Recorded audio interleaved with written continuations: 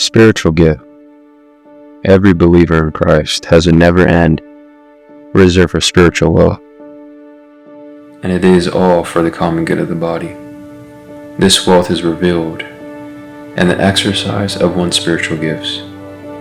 Ephesians 4:4-8 sets the stage at Christ's victorious resurrection and the days that followed. We can pinpoint his ascension as a time when he gave gifts to his people. Ephesians 4:8. A spiritual gift is a skill or ability that enables a Christian to perform a function in the body of Christ with ease and effectiveness. That last part is important. Exercising your gifts comes with a great measure of ease, and when you use it, good things happen. It is effective. It doesn't fall flat. Let me clarify 3 things. First, spiritual gifts are given by the Lord, not some other Christian. Learning from fine Christian teachers doesn't mean you will get their specific gifts. Even if they lay their hands on you, the Lord gives all gifts. Second, these gifts are spiritual in nature. You may be a wonderful salesperson, but sales is not a spiritual gift that God has given you. The church is not about selling anything.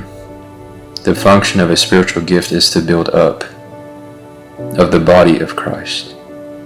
Third, spiritual gifts are part of who you are in Christ.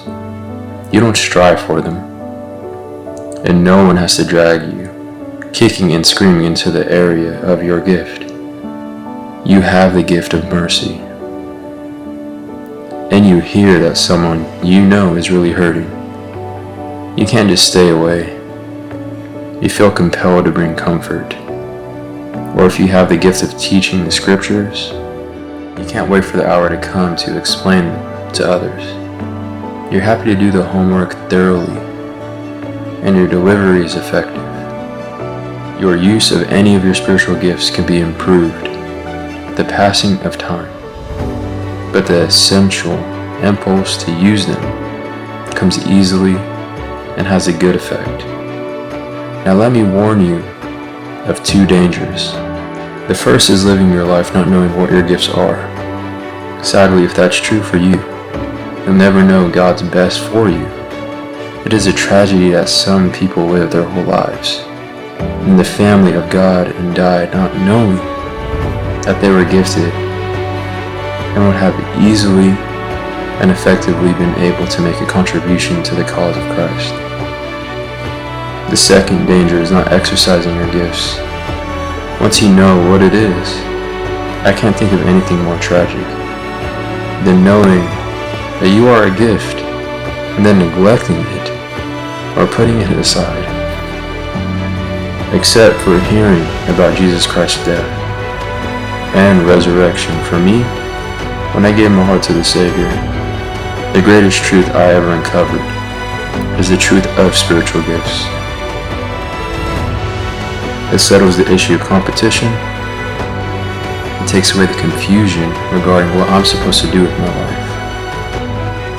It once and for all frees me from the guilt of not having all the gifts. You are responsible for the gifts you have, been given an exercise of them, but not for being gifted in every area.